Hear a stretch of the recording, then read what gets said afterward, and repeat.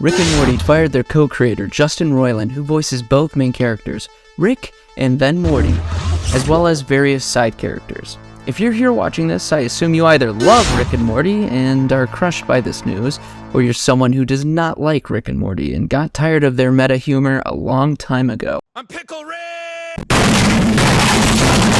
I myself have been a fan of Rick and Morty for quite some time now. I've been watching since season 1, and it's been great to see the show evolve every season into a canonical story, unlike other adult cartoons like Family Guy, that washes the story slate every episode, and it's all disconnected. Rick and Morty was a breath of fresh air, just like how Smiling Friends was a breath of fresh air for us nowadays. Fun's fun, but who needs it? It's safe to say that I love Rick and Morty, and hearing this news about Justin Roiland was not only depressing, but sickening. The idea of Rick and Morty coming to an end kind of hurts, as I enjoyed the franchise, not just for its humor, but there are some deep moments in the show as well.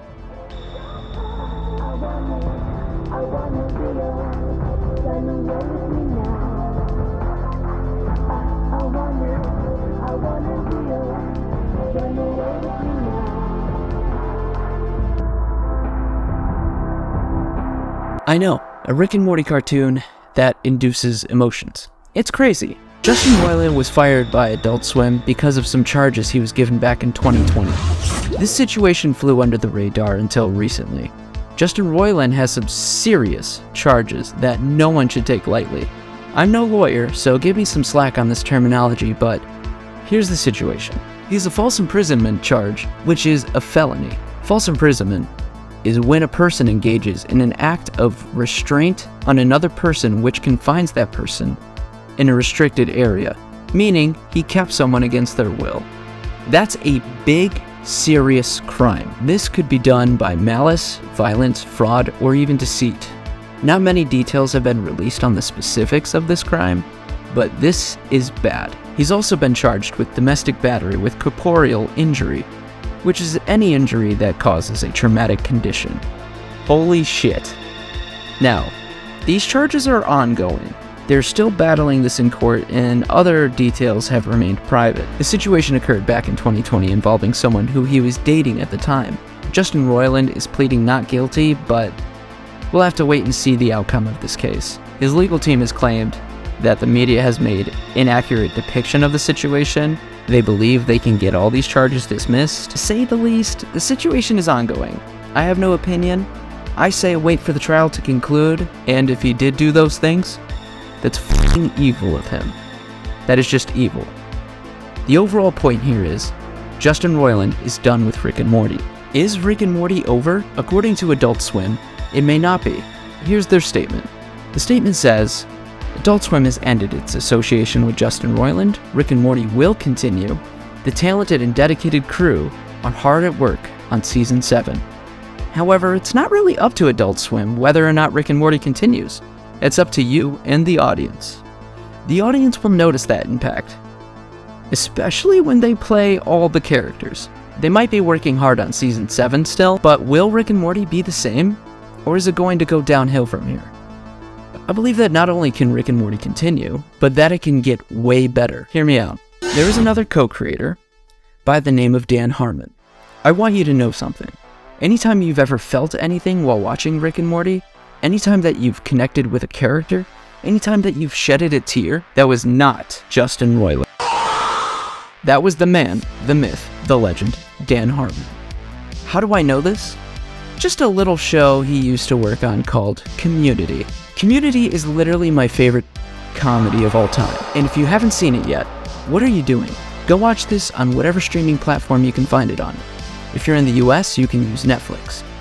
Community was a special show because they found a way to throw in meta humor where it made sense and grounded the story. Community has some of the most well-written characters with emotional character arcs, and it's f***ing hilarious. Even shitty characters like Pierce can make you feel something every now and then. When a comedy does this, something special happens. You're not just laughing at what they're doing or the wacky situations they're in. You're connecting with these characters. You're able to relate to the humanity within them. Community is a special show thanks to Dan Harmon's writing. I can prove it to you right now that Dan Harmon is the emotional draw for Rick and Morty, and Justin Roiland is just the potty humor. Cue in a little game that came out last year called High on Life. High on Life was a game released by Squanch Studios, which has also dropped Justin Roiland. This game was a hit or miss for a lot of folk. People would either hate it or they would love it, and I laughed a lot at the set pieces and jokes they put in the game.